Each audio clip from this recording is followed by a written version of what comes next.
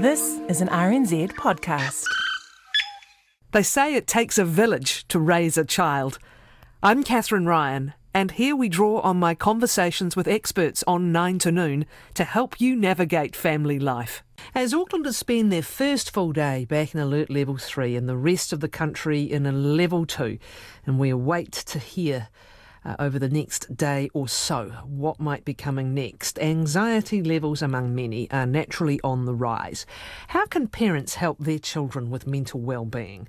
What are some strategies to offer? Sparklers is an online wellbeing resource for teachers, which was created by the All Right campaign following the Canterbury earthquakes to support child wellbeing. When COVID struck in March, Sparklers at Home was launched for parents and children. Anna Mowat from Sparklers says there are a lot of techniques and tips that can work for families at home. Anna, good morning. Kia ora, Kathryn, how are you? I'm really well, thank you. Tell me a little bit more about Sparklers and its origins. So Sparklers was created post the Canterbury earthquakes here, and where it was a response to teachers and professionals working in schools wanting to support tamariki, but with things like anxiety and emotional dysregulation that they were seeing. And we were really keen to support them and help teachers out, but we were also really keen not to do something specific for those children because mental health and wellbeing, everyone has it, and we think that one of the best things that we can do is understand our mental health and wellbeing, and that was our mission, really. What is it that we learned from the earthquakes about the particular impacts of big events like this beyond our normal life events, which we all have to learn to navigate? When something large and unpredictable arrives like this, affecting a lot of us, what is it we've learned about its particular impacts on children? I think the Christchurch earthquakes have taught us that there's lots of things that we can do as parents to support our kids well, and basically we are their greatest mentors and advocates in that. I think too that what's kind of beautiful about the Christchurch earthquakes, and it's strange to be saying that, is that it's been a learning opportunity. We know that life throws us curveballs sometimes, and we know as an outcome of that we can cope and we can manage, and that and while some of this stays with us, it's not all negative. Yeah. So not all negative, but some of the skills that you used at that time obviously are now being translated more broadly. I actually think you've had a recent evaluation done on some of the Sparklers program running in several schools. Can you tell me a little bit more first about what you've been doing in schools, and then we'll talk about what you found? So Sparklers is a website full of wellbeing activities that teachers run inside of their classroom with their kids. And what we had an evaluation done in over 8 weeks here, and it was a qualitative study of 2 Christchurch schools and then a nationwide online survey, which was completed by 137 teachers. And the results are pretty remarkable. I'm stoked in that we know that the figures are large. 99% believe that Sparklers reduce antisocial behaviours, including bullying. We know 93% that said that using Sparklers has helped create an emotionally supportive classroom. And we know that 74% said that Sparklers helped regulate emotions and energy levels inside of the classroom, and that's exactly what we were hoping for. So what is it that you target? You can come at trying to help young people from different ways. Some might be therapeutic, say. Yours is more the building blocks for everyone to learn to understand and manage emotions. Would that be fair? It is, yeah. So we came at it thinking, what is it that children, what would be good for children to know? And what they need to know in order to kind of regulate emotions, for example, is they need to know that emotions are normal. So there's lots of activities around, normalising emotions and understanding them and giving words for them. And then they also need to know some strategies about those big emotions that are difficult. So, for example, tummy breathing, and you see all those in there. We also focus on things that make us feel good, like, for example, friendships and having fun.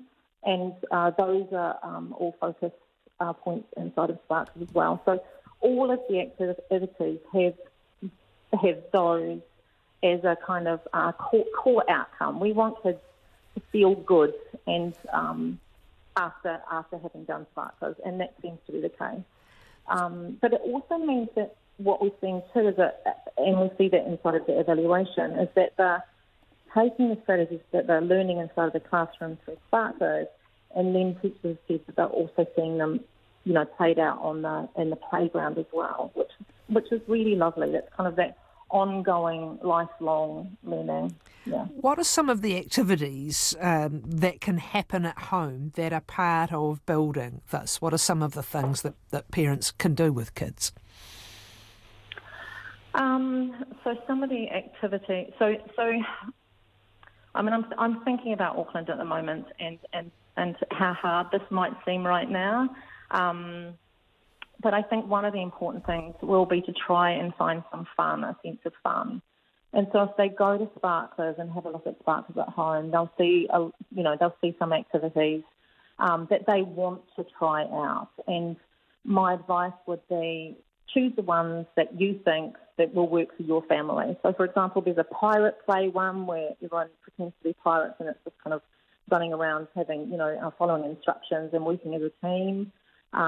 There's quiet ones there where you sit down and you work out your pepeha and have a look at your, your whakapapa and things like that, and you can do that as a family.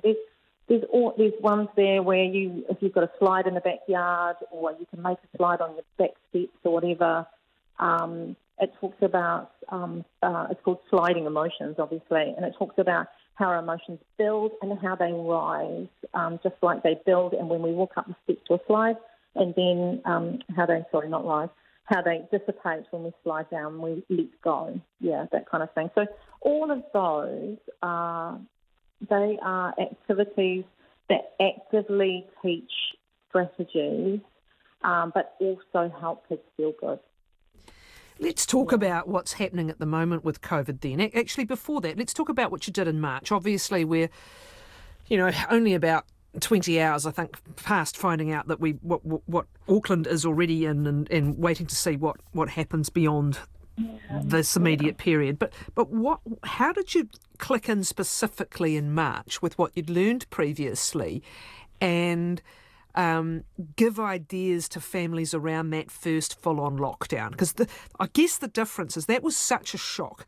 Like, there's many things going on. There's the personal stresses on households, financial stresses on households and businesses, and all these things that parents have to try and deal with while looking after children and protecting them from the worst of it. But for everyone, whatever their circumstance, there was a shock value to that first event. And what were some of the tips that you gave around it?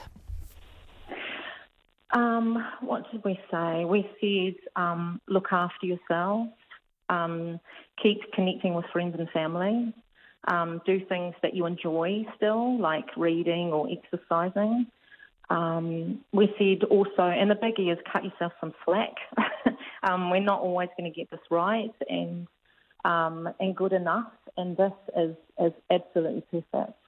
And I think the other thing that we continue to say to parents in this is that if it's been a tough day, try not to dwell on that. Tough times happen, and just I always try to think of one thing I can do differently tomorrow that will make that day better, or one thing I can do in the next hour that will make that next hour better.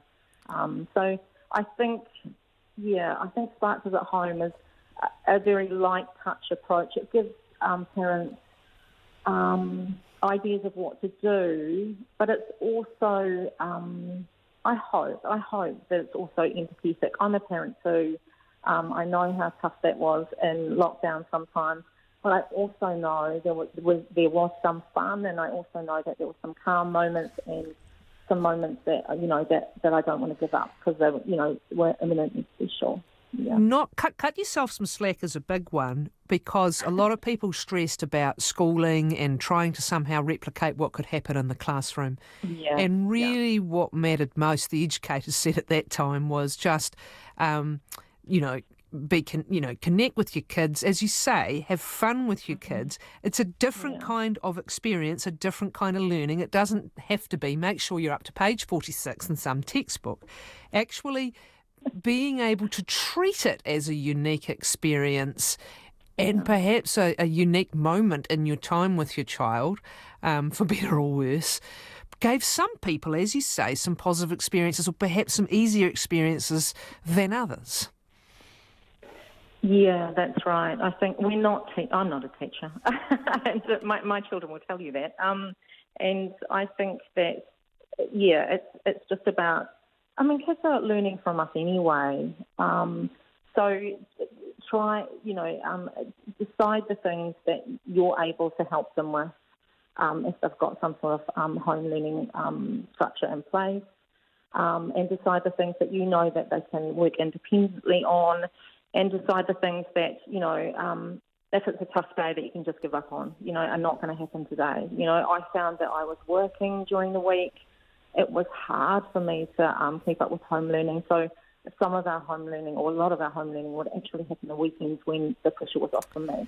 Kids take their cues from parents, and again, you can either get all stressed about what's happening, in a school day, or whether there's been a productive day, or they will take the cue that actually let's just hang out for whatever time we've got and not try to overachieve.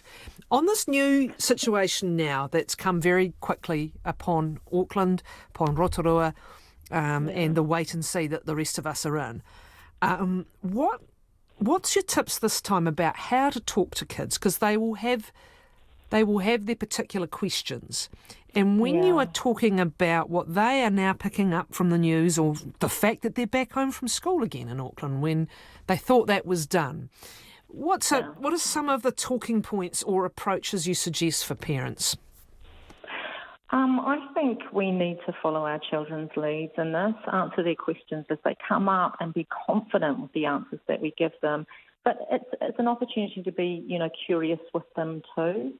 It's okay not to know all the answers, but I would say maybe head to the real information, for example, Ministry of Health website, and concentrate on what you can do. What can we do here? What can we manage? We can manage washing our hands and, and staying in our bubbles and following those sorts of rules. And know too that's making a greater difference and a bigger difference for the rest of us in New Zealand. And boy, do we thank you for that. I think be careful about not over reassuring kids, because that can make them worry more. If that makes sense. The more we say, don't worry about it, or it'll be fine, and keep saying that to them, the more they think that there's something to actually worry about. Keeping to routines will be really important for kids, and keeping things as normal as possible. And I just think, again, just be real in it. Don't search for perfection. It doesn't exist, and your kids just need you. They just need you to be a safe, calm person in this. If you've got a particular worry, Waters, that's very much the case. They almost intuit where you're at as much as the words. And if you can project calm, no matter what you might be feeling about the situation you're in, or the household is in, if you can project calm, they often read that as much as any words. Yeah, that's right. And again, it's good learning for us all, isn't it? Is that actually, we can feel uneasy and topsy-turvy on the inside, but we can still project and look like we're calm and we've got this, and that will be important for our children to be seeing right now. Yep. Many of these activities on your website, are they age specific? I love the Faces game, which is just drawing and sharing emotions based on a very simple picture that you draw on a post-it note. Yeah, thank you. Sorry, I forgot. What was the question? Are they age specific? That seems like an ideal one for younger children. Yeah, that's right. So what we've done is Sparkles itself is a primary school resource. So from ages 5 through to generally around 12 or 13. But we know that the parents and teachers are creative, and they will, change up the activities to meet the ages and stages of their kids. Yeah. So with that basis game, I know that some teams have played that with their younger siblings and had a lot of fun. Just whatever works. As I say, go back to what you think will work in your family, and you feel confident trying. Yeah. Some of them are team-building exercises, the sensory poetry. I love that. What's that about? So that's actually talking about all our different physical senses, which is a very nice way of understanding our emotions. It is. So basically, sensory poetry it's a bit of a mindfulness exercise actually. So it's about really engaging with what it is, with our senses, what it is we can see and smell and taste and hear, and then creating a poem from that, or creating a piece of work from that. So it's actually it's steeped in mindfulness, and then extends that to doing an activity, I guess. Yeah. A lot of these also, several of them, deal with breathing. So there's Magic Minute, there's other tummy breathing exercises as well. This is an innate skill for all of us, isn't it, in calming our nervous system. And it's funny that we might think about it for ourselves. Great to teach our kids how to do it, because you get so hyped sometimes. A little one is so hyped that they can barely breathe. There's almost a physical kind of eruption of what they're feeling. Yeah. So at what age can you teach a child to try and control their own breathing or do some exercises? Oh, as young as possible. You could start that with, when we hold a baby to our chest, basically we're regulating their breathing. And so, we can do this with 2-year-olds, for example, and we don't spend enough time or energy on breathing and how important it is. We know that when we breathe properly right down into our tummy, it engages our vagus nerve, and then that tells our brains to calm down. So it's a great strategy for anybody that's feeling excited, as you say, who's feeling anxious, or who is dysregulated in any way. It's a great thing to be doing. There's fantastic apps out there to help kids to do that. I know there's a lovely Sesame Street one for young kids. But I would always, if anyone's got a kid that becomes dysregulated, teach them to breathe properly, and do that when they're calm. Lots of team building physical stuff as well, like up and down, where you've got to do the back-to-back lifting thing and or dipping thing and cooperate as a pair. And actually that physical outlet, it's interesting, isn't it, again, in a lockdown situation, stuck-at-home situation, where even physical exercise was, round the block or whatever. These are quick ways to actually deal with physical energy as well as have a bit of a laugh and a bit of cooperation. And is there lots of that? Lots of ways you can physically connect in your bubble and get rid of some physical excess, but also just that connection of working with someone, working as a team. Yeah, that's absolutely right. You've nailed that. And the important thing in that too is that we know that in our bubbles, what happens is that we can go into conflict, and siblings will do that as well. So those activities are great ones for parents to use in order to try and encourage the relationships between the siblings. Working together activities will overcome those kind of that sort of conflict. Where were they all sourced, Anna? There's a large range of activities of all kinds, and where were they sort of sourced over time? So we talk to teachers all the time about the sorts of things that they'd love to have available in their classrooms, or what it is that they'd love their kids to know about. And so we use that as a bit of inspiration, I guess. And then there's myself and a couple of others. I have a background in psychology. I utilise the school-based mental health team a lot. And what we do is we figure out ways that we can teach a strategy. So, for example, it might be tummy breathing, or it might be mindfulness, or it might be cooperation. How can we teach that in an engaging and fun way? And so we just come up with ideas. Then we go back to the teacher and go, would you try that? Do you think that would work? And they will give us some feedback around that. And then we then it's up. That's the beautiful thing about it being an online tool. It's very malleable. We can change it as we need to. We can adapt it as we need to. And teachers give us feedback a lot. And we always look to incorporate that because they're the experts here. Yeah. Super stuff. Thank you very much, Anna Mowat from Sparklers.